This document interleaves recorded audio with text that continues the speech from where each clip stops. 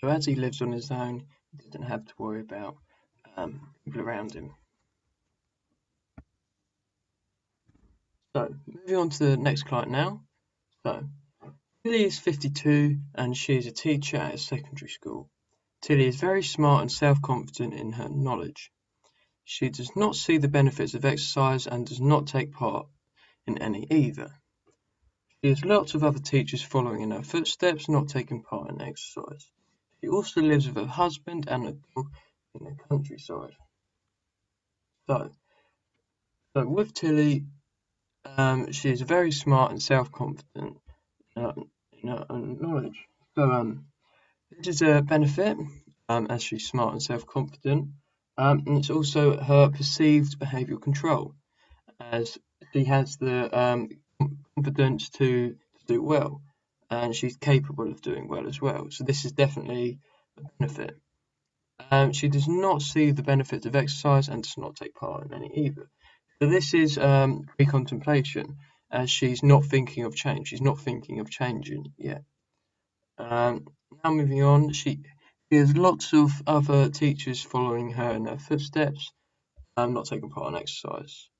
So this is adjunctive norm, as she's the one that's she's being followed by lots of different people.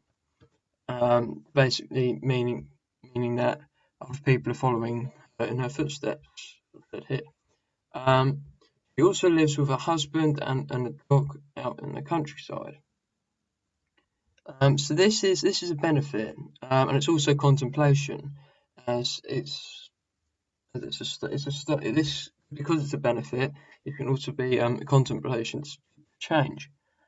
For example, as she lives with her husband and dog, she could take the dog out on lots of different walks. There's loads of different areas to walk dogs out in the countryside. So this leads on to contemplation. She can start changing the way she exercises by walking the dog out.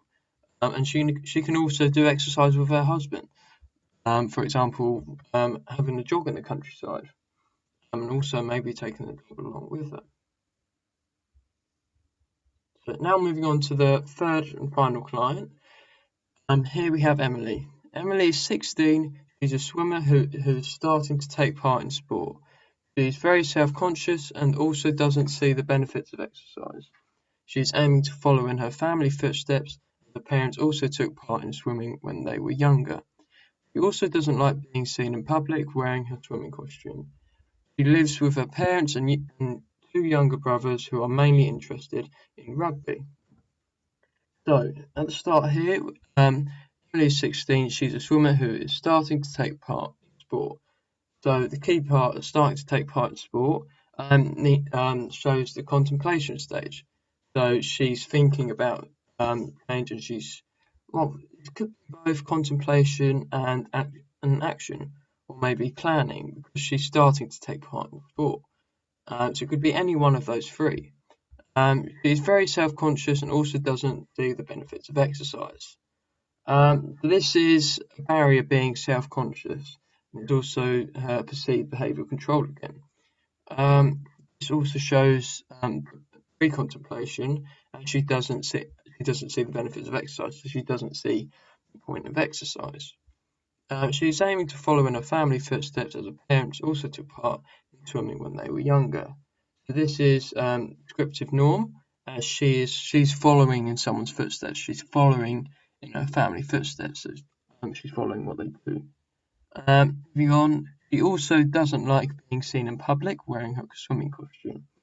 This is her perceived behavioural control. It's also a barrier.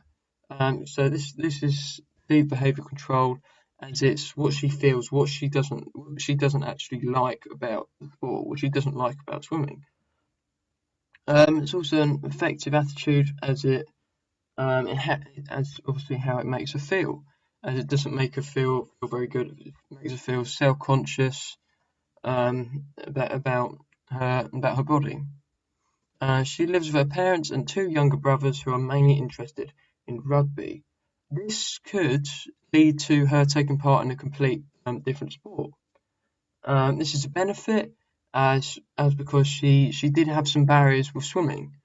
So this is definitely a benefit as she can take part in another sport. It's external factor as her family can help with her as well, not just herself helping herself. Her family can also help get her involved in a different sport, help her with exercise. So that's it. Thank you for listening, and bye.